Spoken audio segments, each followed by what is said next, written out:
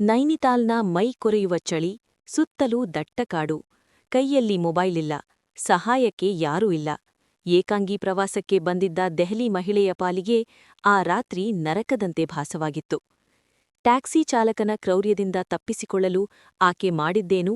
ಇಲ್ಲಿದೆ ಒಂದು ಎದೆನಡುಗಿಸುವ ನೈಜ ವರದಿ. ದೆಹಲಿಯಿಂದ ನೈನಿತಾಲ್ಗೆ ಪ್ರವಾಸಕ್ಕೆ ಬಂದಿದ್ದ 31 ವರ್ಷದ ಮಹಿಳೆ ಕತ್ಗೋಡಂನಿಂದ ಟ್ಯಾಕ್ಸಿ ಬಾಡಿಗೆಗೆ ಪಡೆದಿದ್ದರು. ಆದರೆ ಬೆಳಗಿನ ಜಾವ 1:30ರ ಸುಮಾರಿಗೆ ಪಟ್ವಾದಂಗರ್ ಎಂಬಲ್ಲಿ ಚಾಲಕ ವಾಹನವನ್ನು ನಿರ್ಜನ ರಸ್ತೆಯತ್ತ ತಿರುಗಿಸಿದ್ದಾನೆ.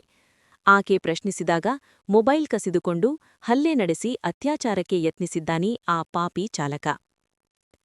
ಚಾಲಕನ ಹಿಡಿತದಿಂದ ಹೇಗೋ ತಪ್ಪಿಸಿಕೊಂಡ ಮಹಿಳೆ ಜೀವ ಉಳಿಸಿಕೊಳ್ಳಲು ಕತ್ತಲಲ್ಲೇ ದಟ್ಟ ಕಾಡಿನೊಳಗೆ ಓಡಿದ್ದಾರೆ.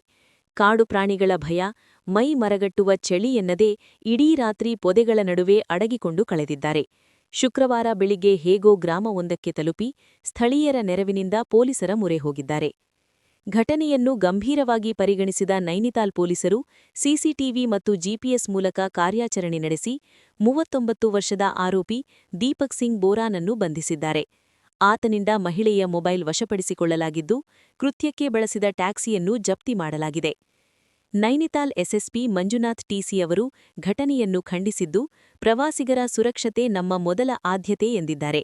ಏಕಾಂಗಿಯಾಗಿ ಪ್ರವಾಸ ಮಾಡುವ ಮಹಿಳೆಯನು ಸಾರಿಗೆ ವ್ಯವಸ್ಥೆ ಬಳಸುವಾಗ ಜಾಗರೂಕರಾಗಿರಲಿ ಮತ್ತು ಚಾಲಕರ ಪೂರ್ವಾಪರ ತಿಳಿಯದೆ ವಾಹನ ನೀಡುವ ಮಾಲೀಕರ ವಿರುದ್ಧವೂ ಕ್ರಮ ಕೈಗೊಳ್ಳಲಾಗುವುದು ಎಂದು ಎಚ್ಚರಿಸಿದ್ದಾರೆ.